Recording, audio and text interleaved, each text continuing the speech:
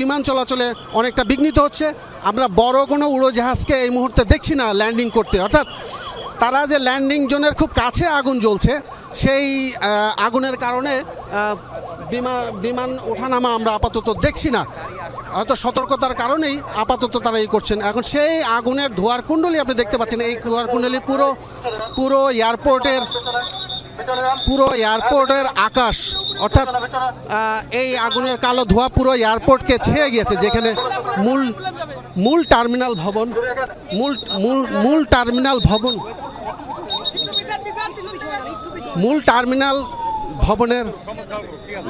Terminal ভবনের পাশে অর্থাৎ অ্যাপ্রন সাইড, যেখানে বিমানগুলো যাত্রী নামানোর জন্য এয়ারপোর্টে ল্যান্ডিংয়ের পর তারা ট্যাক্সি ওয়েতে করে এসে অ্যাপ্রন সাইড বলা হয়, পার্কিং এরিয়া, সে পার্কিং এরিয়া, সেই এরিয়ায় যেখানে আসছে সেই অংশটি কালো ধোঁয়ায় আচ্ছন্ন হয়ে পড়ছে। এই কারণে বিমান নামার পরে বেশ কয়েকটি আমরা দেখতে পাচ্ছি তারা দূরে অবস্থান করছে, অর্থাৎ মূল টার্মিনালে এখনও আসেনি। আর এই মুহূর্তে বিমান নামানোর মতো পরিবেশও নেই।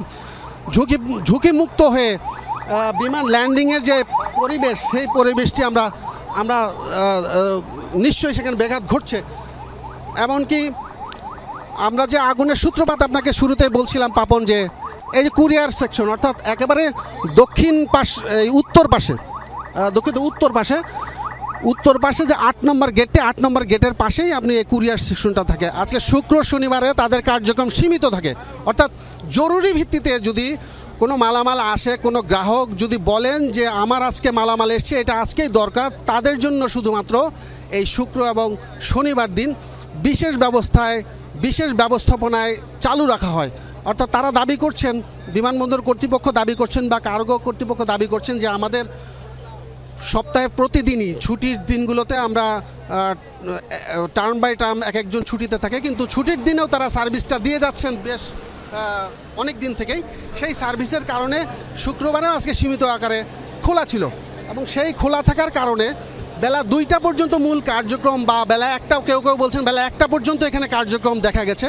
সে 1টার পরে অর্থাৎ 2টা পর্যন্ত তখনও আগুনের ধোঁয়া খুব একটা দেখা যায়। বেলা 2টার পরপরই তারা এই কার্গো সেকশনের বাইরের সাইড, অর্থাৎ কুরিয়ারের বাইরের যে কিছু কুরিয়ারের খাঁচা বলা হয়, বিভিন্ন কোম্পানির নামে বরাদ্দকৃত খাঁচা বলা হয়, সে খাঁচারই কোনো একটা অংশ থেকে সেখান থেকে প্রথমে আগুন ছোট্ট আকারে ধোঁয়া দেখতে পান, এবং সেই ধোঁয়া শুরুর দিকে খুব কমই ছিল। সেই ধোঁয়া প্রত্যক্ষদর্শী যারা বলছেন যে সেই ধোঁয়াটি যদি তাৎক্ষণিকভাবে ভেতরে ঢোকার সুযোগ থাকতো, বাইরের লোকজনের ভেতরে ঢোকার সুযোগ থাকতো, তাইলে তো কাছাকাছি যারা এসছেন তারাই করেন। কিন্তু বিমানবন্দরের ভেতরে যে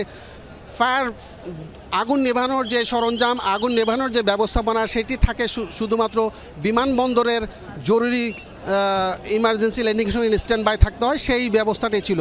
পরে যখন আস্তে আস্তে আগুনের কুণ্ডলী যখন বেশি হয়, তখন আস্তে আস্তে সবার টনক নড়ে, সবার প্রয়োজনীয়তা অনুভব হয়, তখন আশপাশ থেকে বিমান বাহিনীর কুর্মিটোলা বিমান বাহিনীর তাদেরকে সহযোগিতা চান, অর্থাৎ বিমান বাহিনীর যারা শাহজালাল বিমানবন্দরে বিমান বাহিনীর যেই কর্মকর্তারা আছেন, নির্বাহী পরিচালক আছেন, তারা সহ অন্যরা, তারাই আগুনের ভয়াবহতা দেখে তারাই বিমান বাহিনীকে মেসেজ পাঠিয়েছেন।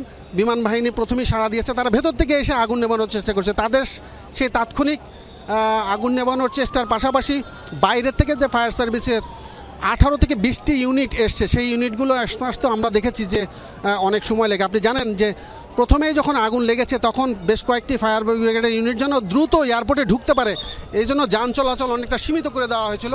যান চলাচল অনেকটা সীমিত হয়ে গেছে বাস্তবতার কারণে। সমস্ত কারণে ফায়ার সার্ভিসের গাড়িগুলো ঠিকমতো ঢুকতে পারছিল না। সে প্রাথমিক কাজে বিমান বাহিনীর পক্ষ থেকে কয়েকটি ইউনিট, কয়েকটি দল যারা আগুনের তাৎক্ষণিক বিশেষজ্ঞ থাকেন, তারাও এসছেন, তারা আপনার চেষ্টা করছেন। এমনকি আমরা দেখেছি এইখানে আনসার সদস্য, পুলিশ বাহিনী, এপিবিএনের সদস্য যারা উপস্থিত ছিলেন, তারাও তাৎক্ষণিকভাবে ছোটাছুটি করে নিজেরা আশপাশ থেকে বালু বা বিভিন্ন বালুর ব্যাগ ট্যাগ দিয়ে তারা নেভানোর চেষ্টা করেছেন। কিন্তু আসলে আগুনের ভয়াবহতা কুরিয়ার সেকশনের ওখানে এতটাই বেশি ছিল, অল্পতে সেটা হচ্ছিল না। এখন ফায়ার সার্ভিসের আমরা দেখেছি যে ইউনিটগুলো সাধারণত 8 নম্বর গেট দিয়ে ঢুকেছেন, সেই ফায়ার সার্ভিসগুলো ঢোকার পরে তারা ভেতর থেকে চেষ্টা করছেন, এবং একটি ল্যাডার একটি ল্যাডার এখন এখানে যুক্ত হয়েছে, যে ল্যাডারটি দিয়ে উঁচু ভবন থেকে পানি ছিটানো হচ্ছে, কিন্তু এটা আসলে পর্যাপ্ত মনে হচ্ছে না।